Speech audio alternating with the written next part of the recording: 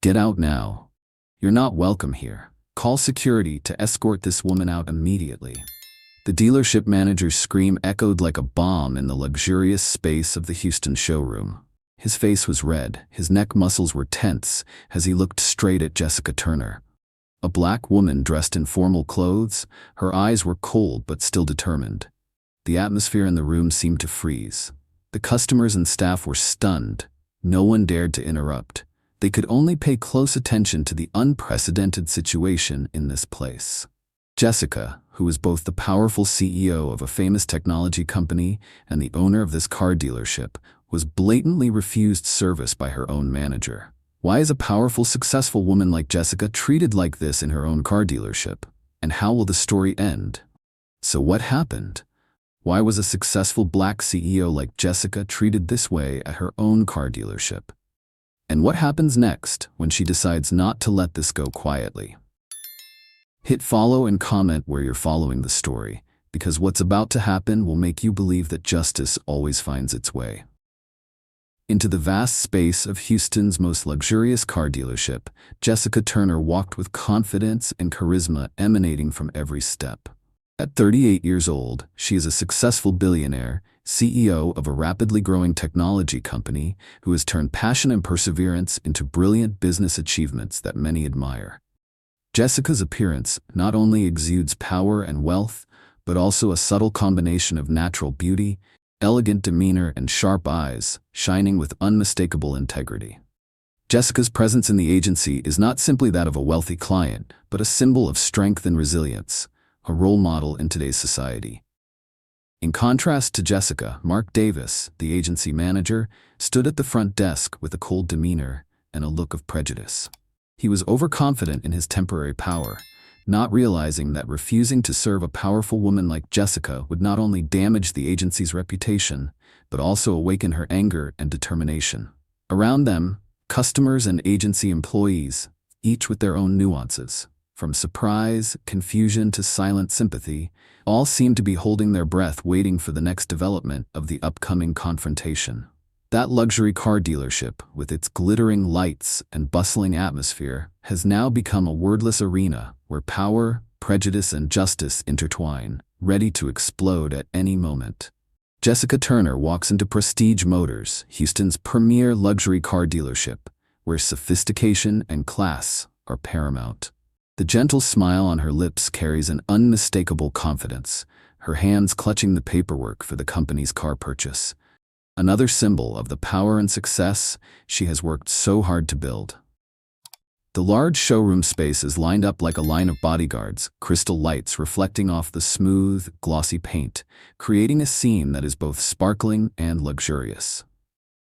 As soon as Jessica stepped up to the reception desk, Mark Davis glanced at her with an undisguised suspicion. He stood straight, his face holding a cold, unpleasant expression, as if Jessica's presence was an unwanted nuisance. Jessica ignored his gaze, walking straight ahead and politely but firmly asking about the latest luxury cars, his voice even, carrying the calm air of someone who always knew what he was doing. However, Mark Davis's reaction was completely opposite. He shook his head and said dryly, "There is no staff in charge of this area at the moment." Those words were like an invisible but cold wall in front of Jessica, making the atmosphere here suddenly heavier than ever. Behind that simple refusal was an attitude that could not be hidden, clear discrimination and prejudice. Although she remained calm on the outside, holding back all her emotions, Jessica's eyes trembled slightly, like a wave of quiet disappointment. But her voice remained steady, unwavering, as if sending a silent message that she was not someone to be trifled with. All eyes in the room began to turn towards Jessica and Mark, the tension in the air becoming more and more obvious, as if preparing for an inevitable confrontation. Mark Davis glared at Jessica, his voice cold. He said bluntly, "You are not allowed to stay here anymore. I advise you to leave now before I have to call security." Jessica did not back down, her voice calm but no less sharp. "Can you let me see your superior manager? I want to resolve this matter seriously." "I am the manager," Mark growled. "I have nothing more to say to you. Please leave the dealership now." The surrounding space began to fall silent. A few customers stopped walking, their eyes following the argument. Jessica raised her voice a little, each word clear and decisive.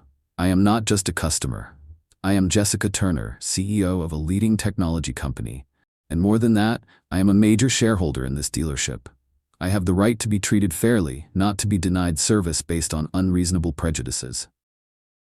Mark was silent for a moment, his expression changing as he realized Jessica's words were undeniable. A few customers nodded silently, their eyes filled with sympathy.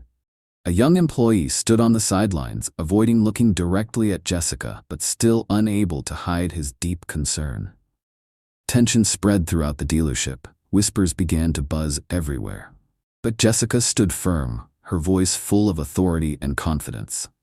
I came here to work with responsible professionals, not to be treated like a worthless person. Mark tried to hide his embarrassment, but couldn't hide the tension that was clearly visible on his face. Jessica pulled her phone out of her purse, still clutching the paperwork on the table. She dialed the direct number to the dealership's board of directors, her voice instantly becoming stern and sharp, each word leaving no room for error or leniency. Hello, this is Jessica Turner. I'm at your dealership in Houston and have just experienced a very serious incident. I was blatantly refused service by Mark Davis, the dealership manager, even though I'm not only a customer, but also a major shareholder of the company. The senior manager's voice on the other end of the line was filled with determination. We have received the information and are very sorry for the incident. We are committed to taking this situation seriously and ensuring it does not happen again. Mark Davis will be held fully responsible. Jessica listened to each word without losing her determination. She gently replied, I expect a fair result, because there is no room for discriminatory behavior in our company. The call ended. Jessica put down the phone, her eyes turned to the large glass door of the dealership, where the luxury cars still stood silently as witnesses to the injustice that had just happened.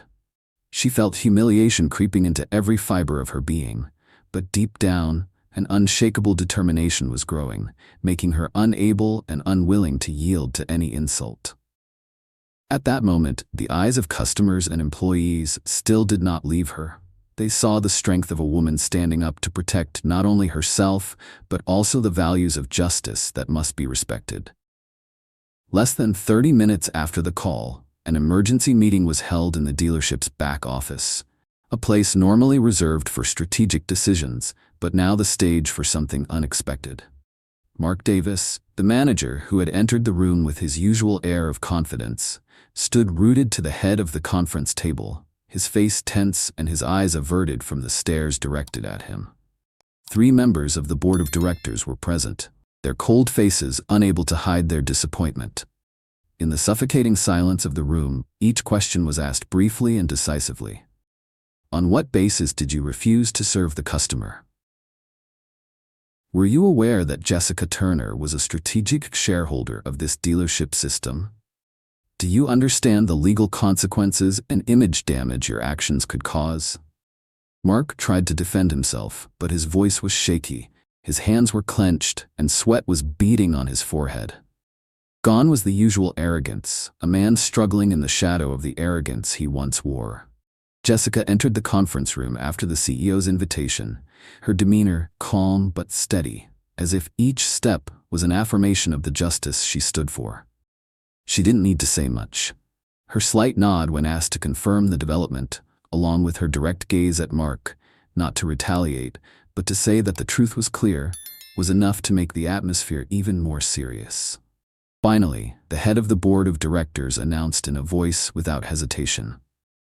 We are officially terminating the contract with Mark Davis, effective immediately. Discriminatory behavior and damage to the agency's image are unacceptable under any circumstances. Mark bowed his head, silently pulling his employee badge from around his neck, not saying a word. The room froze for a few seconds. Jessica stood there, her eyes showing neither anger nor joy, just the calmness of someone who was used to overcoming prejudice, and still choosing to do the right thing, no matter the cost. Within hours of the Houston incident, Jessica Turner's story was making headlines across social media platforms. A short interview conducted on the sidelines of an internal press conference quickly went viral. In a simple frame, Jessica stands in the middle of a glass hallway reflecting the late afternoon sunlight. Her voice remained calm, but the listener could detect a slight tremor in the opening. "I don't expect to have to do this to be served like a normal customer," she said, holding her head high. "But if someone like me is being turned away, how many others are suffering in silence?" She didn't mention Mark Davis by name, didn't blame him, didn't tell him. There was just one clear message. Everyone deserves to be treated with respect, no matter who they are or what they look like. At the end of the interview, she nodded in thanks and turned away, still holding her phone, which had just displayed a text message from a longtime partner. "Thanks for standing up. We stand with you." On Twitter, LinkedIn, and business forums, her name was invoked as a symbol of steadfastness and justice. A prominent investor retweeted the clip with the caption, "This is why we believe in women leaders." Thousands of supportive comments poured in, not only from the business community, but also from those who have silently endured discrimination in their daily lives. That evening, in her high-rise apartment overlooking Houston's twinkling lights, Jessica sat alone in front of her screen as the messages continued to pour in. A friend from college, a former employee, a single mother she had sponsored for a scholarship, all of them thanked her, encouraged her, and expressed their faith. She placed her hand on her chest and let out a soft breath. A small smile crossed her face. And when a tear fell silently, it wasn't because of the pain, but because for the first time in a long day, she felt like she wasn't alone in her journey to make things right. The story ended without applause, nor did it require any loud announcements. It was like a river that had just passed through rapids, violent for a moment, then quietly flowing towards peace. But the echoes left behind were not small. Because what happened at the Houston dealership that day was not simply a dispute about service, but a clear bell about the boundary between indifference and responsibility, between prejudice and justice. Jessica Turner did not choose silence. She did not choose to retreat in resentment, nor did she choose to seek better treatment elsewhere.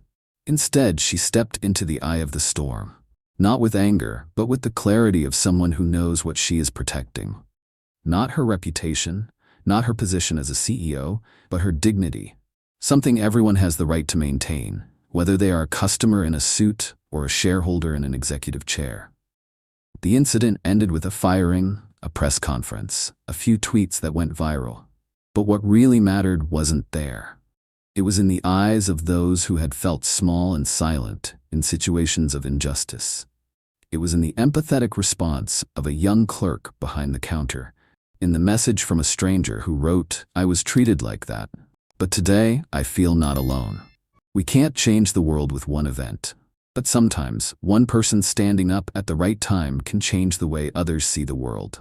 And that's what Jessica did, not to demonstrate power, but to remind us all that respect is not a given, but a given, regardless of who you are, where you come from, or the color of your skin.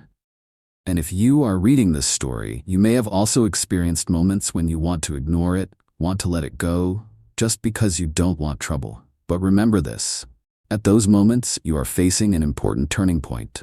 Stay silent to continue suffering, or speak up to end it, not only for yourself, but also for those who come after you. Justice doesn't always come in loud forms. Sometimes it comes in the quiet persistence of one person who refuses to bow down. And sometimes that's all it takes to change a small part of the world.